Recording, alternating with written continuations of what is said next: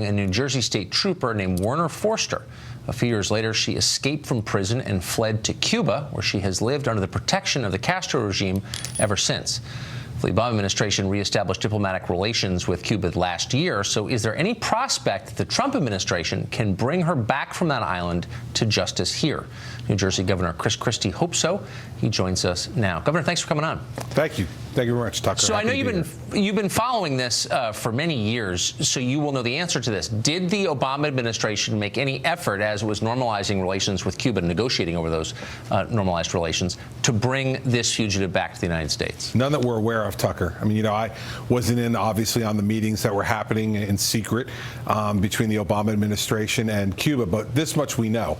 That in cold blood, she murdered a New Jersey State Police trooper, convicted 40 years ago this week, escaped from a New Jersey prison when she was being transferred, and fled to Cuba and has been protected by the Castro regime, paid by them, supported by them, and yet we normalized relations with a country that will not return someone who was rightfully convicted under our justice system of murdering a state trooper. It's outrageous, and I've been saying it's outrageous since I became governor.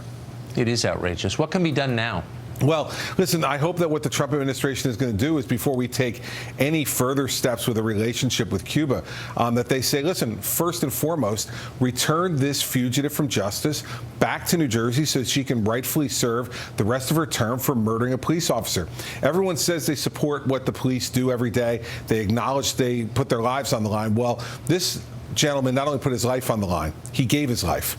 Yes. And his family has lived for the last 40 years with the knowledge that his murderer has been living with impunity in an island protected by that government. It's outrageous. And I think, you know, this is something that Secretary of State Tillerson and others in the Trump administration should make a top priority in any dealings they have with Cuba. So you've been around government and worked in government for many, many years. Given your experience, do you think it is plausible that intelligence agencies supervised by the Obama White House surveilled Donald Trump's campaign, his staff, communications in and out of Trump Tower?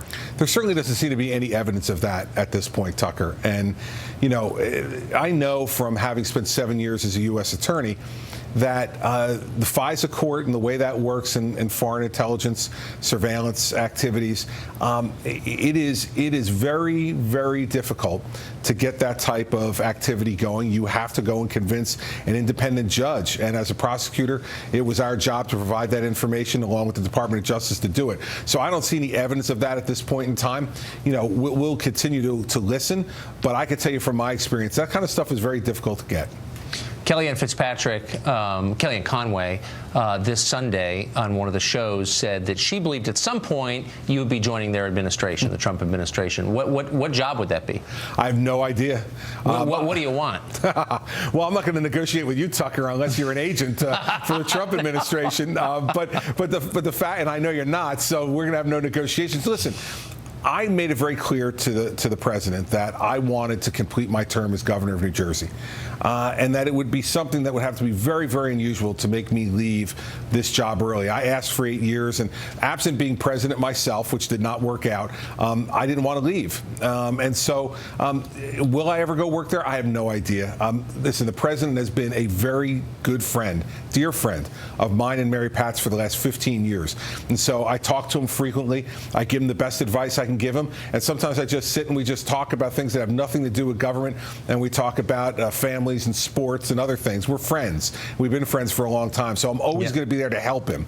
But whether I'll ever work in that in his administration or not, I don't have a crystal ball. So when was the last time you talked to him, and what advice did you give him? I talked to him a couple of nights ago, and I'm not going to tell the advice I gave him, because that's the way you give advice to a president of the United States. You do it privately and quietly and just between the two of you. And I never talk about the advice I give to my friend, the president. Governor Chris Christie of New Jersey, thanks for joining us. Tucker, thanks for having me, and thank you for putting a spotlight on the Joanne Chesimard issue. It's a really important issue that all Americans should really care about. It deserves one for sure. Thank you.